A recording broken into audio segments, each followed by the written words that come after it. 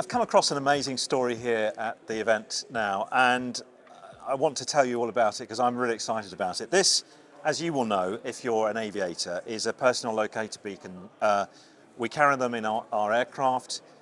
Should we crash, we can set this off by pressing a button. It sends a signal to a satellite, and about an hour or an hour and a half later, possibly earlier if you're lucky, an emergency helicopter will come and rescue you. We use these in maritime as well. These guys here, Andrew Munro from Smith Myers, have found a way to turn this, you know, your average mobile phone, into a PLB. I mean, just think about that. That's incredible. Andrew, tell me about the product. It's called Artemis, and tell me how it works and what it does. Well, as you said, we literally turn a mobile phone into a personal locator beacon. A mobile phone is a transceiver that has a built-in GPS. And we interact with the mobile phone from the aircraft in the same way as the real network would do. So what this means is we don't just locate the phone very accurately over significant ranges greater than traditional sensors such as EOIR, distances greater than 30 kilometers. We can actually communicate with the person in distress as well via SMS or via voice call. So these are units, and we can see some of the units behind you. There are the smaller units that I think can go on UAVs, up to the bigger units that can go onto the big kind of search and rescue helicopters.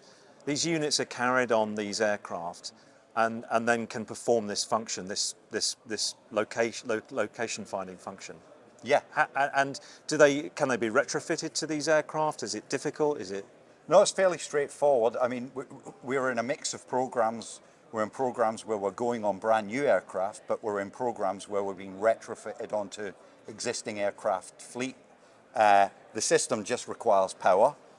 The user interface is intuitive. It can be displayed on any existing screen. And the system only requires 2 small antennas on the external of the aircraft. So what are the applications of it then? Because it might not necessarily be, as I understand it, it's useful not only by locating one person in distress, it can do much more than that. Yeah, that's true. We can process mobile phones very quickly, and when I say process, that means geolocate. And we can do thousands of handsets almost simultaneously. So we can look for a single or a group of identified persons who've been reported missing or have got into trouble, or for example in a disaster situation such as a flood, earthquake or tsunami. In a single overflight, the search and rescue aircraft can see where everyone is on the ground. And when you think about a forest fire situation, a lot of sensors, existing sensors such as EOIR, will struggle to see through the smoke, to see through that situation. We can pick out where the people are and communicate with them. I mean, just imagine if somebody's lost on a mountain or in some jungle or something. You can do it, right? You don't have to see them. We don't have to see them because, the camera uses the light spectrum, doesn't it? Yeah. We're using the RF spectrum, the radio frequency spectrum. It's a bit mysterious. You can't see RF, you can't smell it, you can't taste it, but it's just a different part of the spectrum that we're using, and it can penetrate through trees and smoke and fire. You've got a search and rescue helicopter on your poster here.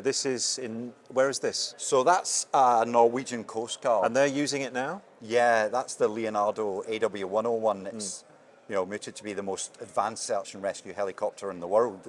They call it the SAR Queen. And our system Artemis is installed on those aircraft. And are you aware of it being used in anger yet and it being successful? Yes. We have one Norwegian user telling us that on 80% of his missions, it's the sensor that he uses. Right.